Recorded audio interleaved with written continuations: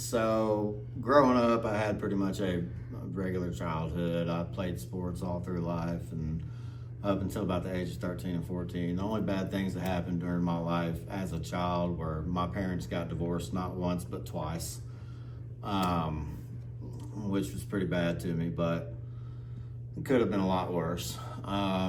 As I got to the ages of 16, through about 18 and 19, that's whenever I started really going down a bad road, and basically everything I did was just darkness in my life. I was doing pretty much every drug that you could name, drinking alcohol daily,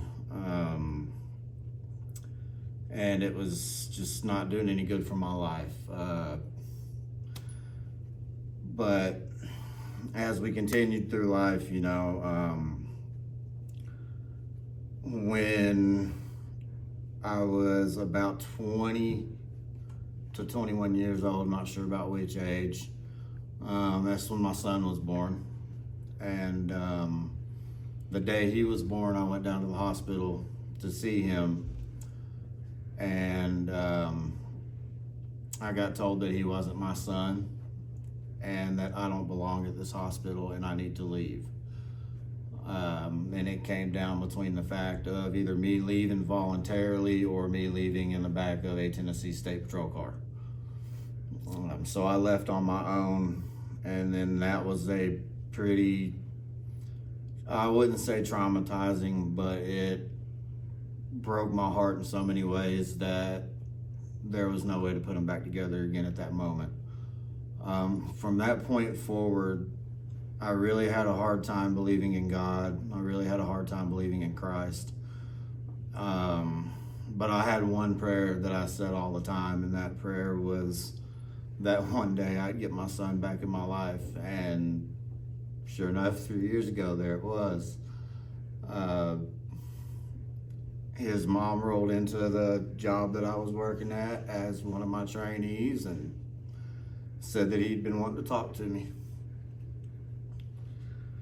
Within a week and a half of seeing his mom, that's when I met Riley right before his birthday, right before his 17th birthday. And that was one of the greatest days of my life.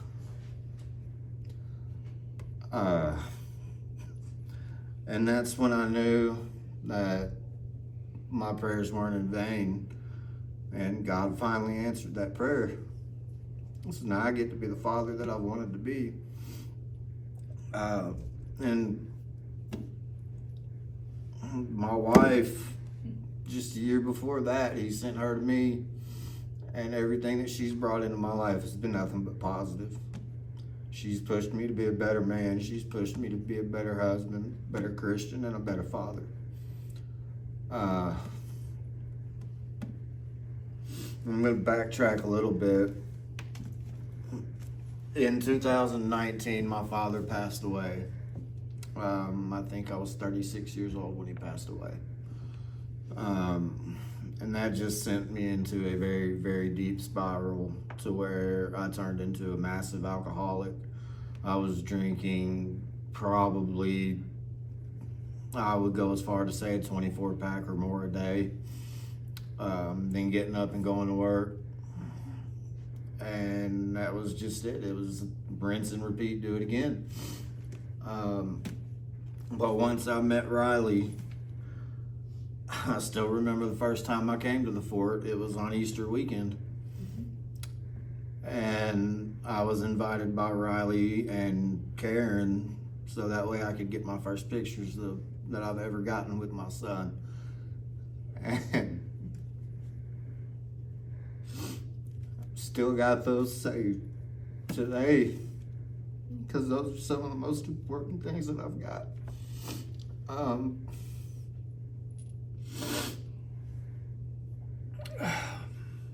But that week, Ryan had a sermon. I can't remember exactly what the sermon was about, but I know it reached me. And the very next week is the week that I became saved, and that was on March 23rd of 24. Only reason I know that is because it was a week before my 2 years of being sober. I got sober and found Jesus, and it was the best decision I've ever made. And ever since I found Jesus, and I've been praying and see my son more, my wife, and I found a home in this church, and I couldn't see myself being anywhere else. And the more that I've progressed on through that, I'd say probably 3 or 4 months after I was saved and baptized. Actually, that's what it was. I was baptized 7 days before my sobriety date.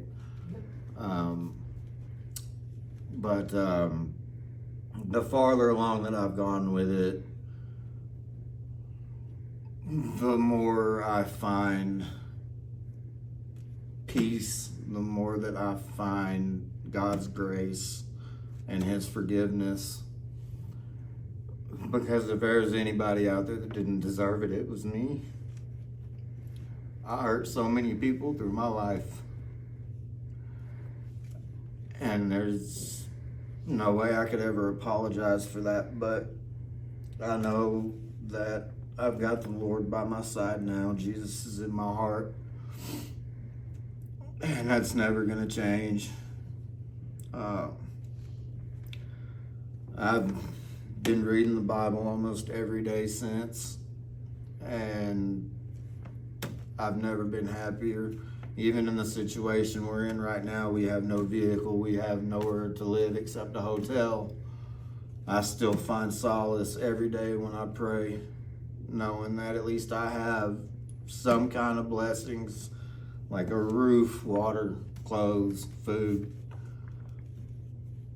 And as long as I've got Jesus and God, I know everything's going to be okay. And I wanted to read one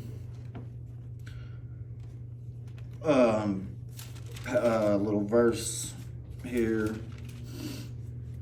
and it's Ephesians chapter 2, verse 8 and 9. For by grace are we saved through faith, and that not of yourselves, it is the gift of God, not of works, lest any man should boast. For we are His workmanship, created in Christ Jesus to do good works, which God has before ordained that we should walk in them. And that is my goal in life, is now to follow the narrow path, follow Jesus, and just wait for the day that I hear, well done, my faithful servant.